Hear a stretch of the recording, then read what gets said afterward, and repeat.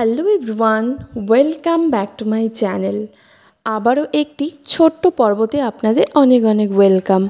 খুবই ঘরোয়া পদ্ধতিতেই আজকে তৈরি করে দেখিয়েছি ডিম দিয়ে আলুর এই রেসিপিটি। সচরাচর আমরা বাড়িতে যেভাবেই এই রেসিপিটি বানিয়ে খাই, আজকে আমি সেভাবেই বানিয়ে একটু শেয়ার করেছি। তো ডিমের এই রেসিপিটি বানানোর জন্য সেদ্ধ ডিম তো লাগবেই, আর লাগবে সেদ্ধ আলু।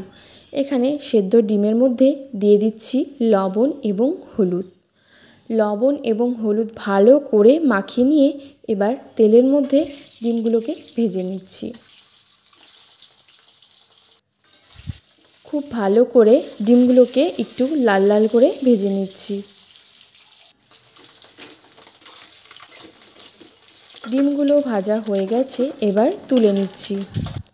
এবার ওই কড়াইয়ের মধ্যে দিয়ে দিচ্ছি সেদ্ধ করা আলু, আর লবণ হলুদ দিয়ে ভালো করে এখানে ভেজে নিয়েছি। ওই কড়াইয়ের মধ্যে তেল দিয়ে দিচ্ছি গোটা গরম মশলা, তেজপাতা, আর এখানে পেঁয়াজ, রসুন, কাঁচা লঙ্কা পেস্ট করে নিয়েছি। সেই মশলাটি দিয়ে এবার অনবরত এটাকে নাড়তে থাকতে হবে। দিয়ে দিচ্ছি লবণ, হলুদ গুঁড়ো এবং লঙ্কার গুঁড়ো। সব কিছুকে পরিমাণ মতো দিয়ে এবার আবারও ভালো করে এটাকে নাড়িয়ে নিচ্ছি। এবার সামান্য একটু জল দিয়ে মশলাটাকে কষিয়ে নেব। মশলা থেকে তেল ভালো করে ছেড়ে দিয়েছে। এবার ভেজে রাখা আলুগুলোকে দিয়ে ভালো করে একটু কষিয়ে নেব।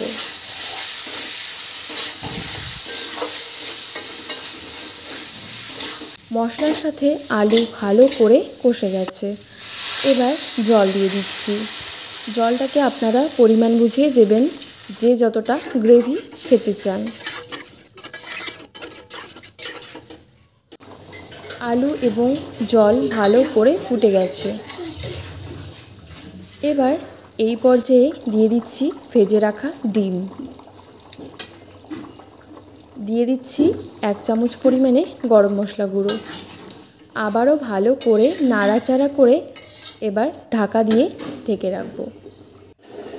5 থেকে 6 মিনিট পর চাপা খুলে এবার আবারও একটু নাড়িয়ে নিচ্ছি। গ্যাসের ফ্লেমটাকে এই পর্যায়ে একদম লোতে করে রাখবো। লোতে করে 2 মিনিট ফুটিয়ে নিয়েই নামিয়ে নিচ্ছি। খুব সহজেই তৈরি হয়ে গেল ডিমের এই রেসিপিটি।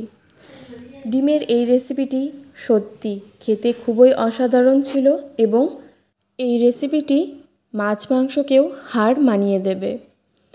ঘরে যদি হঠাৎ করে কোনো আত্মীয় চলে আসে, তাহলে এইভাবে বাড়িতেই ডিম যদি থাকে, তাহলে কিন্তু এই রেসিপিটা এভাবে করে বানিয়ে খাওয়ানোই যায়। তো আশা করি আমার আজকের এই ছোট্ট রেসিপিটি আপনাদের ভালো লেগেছে। ভালো লেগে থাকলে অবশ্যই লাইক শেয়ার করবেন এবং চ্যানেলটিকে সাবস্ক্রাইব করে রাখবেন। সবাই ভালো থাকবেন, সুস্থ থাকবেন। ধন্যবাদ।